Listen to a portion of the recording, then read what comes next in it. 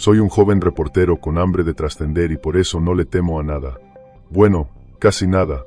Cuando me propusieron ir a una iglesia semiderrumbada por el paso de los años en una zona antigua y restringida, no lo dudé ni un segundo.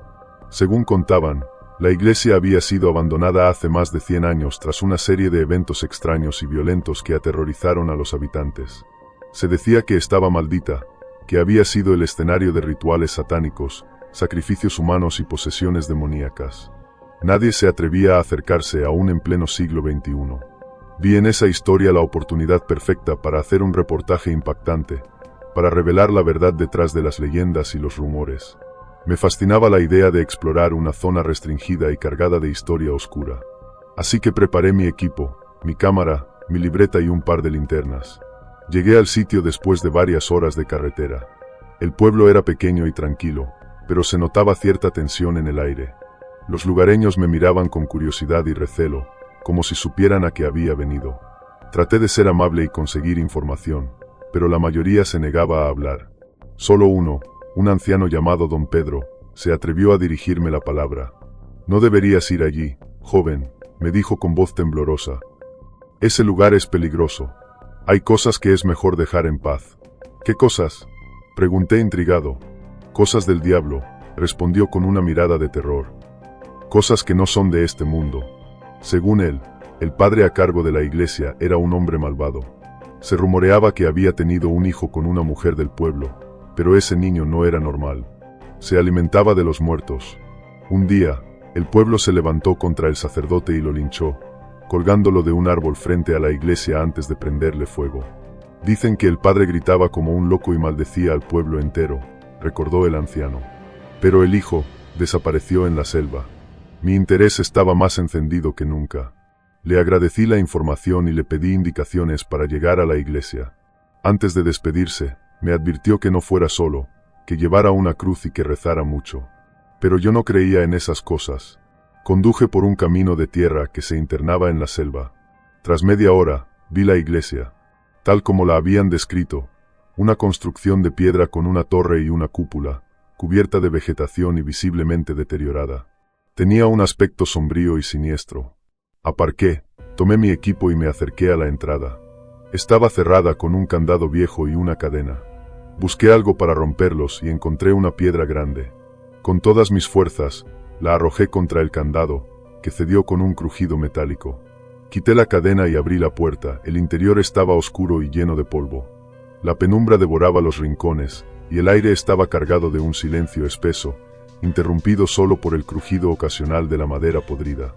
Las bancas estaban rotas, algunas caídas sobre el suelo cubierto de escombros y hojas secas. Las estatuas, antaño sagradas, yacían mutiladas, sus rostros erosionados por el tiempo y el abandono.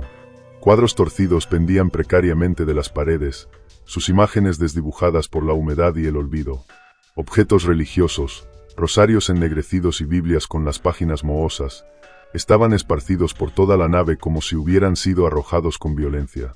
Todo estaba cubierto de gruesas telarañas, que temblaban al mínimo movimiento. El olor era insoportable.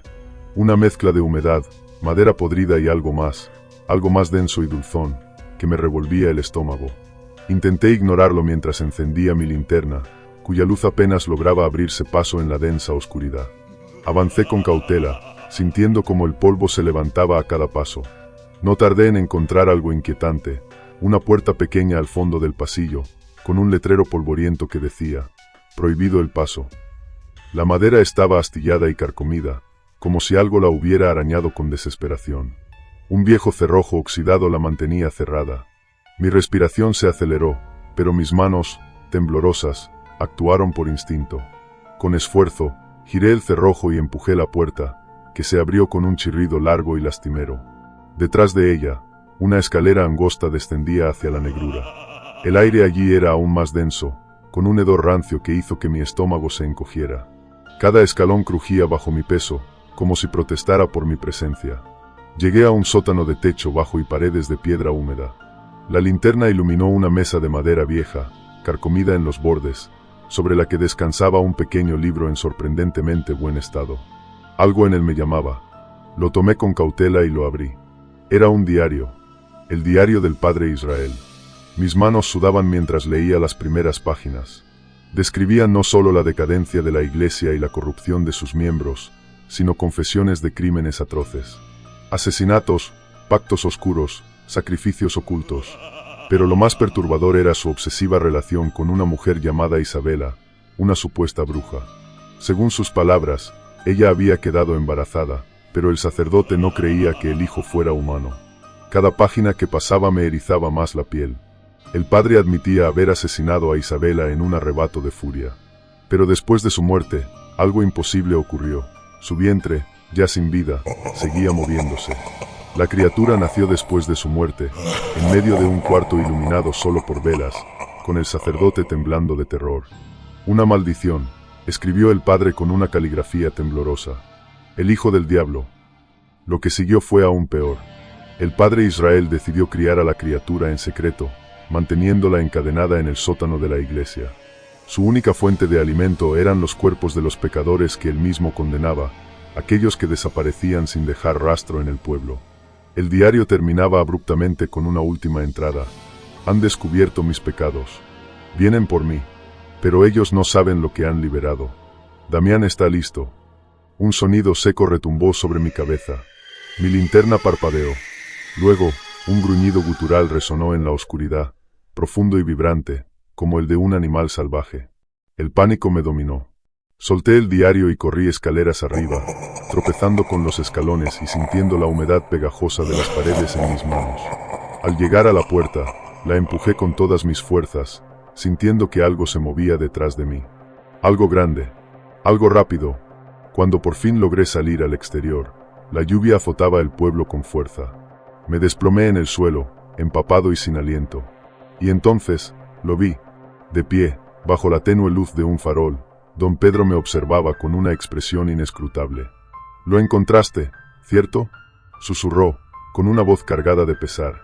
No pude responder. Mi mente aún estaba atrapada en aquel sótano maldito.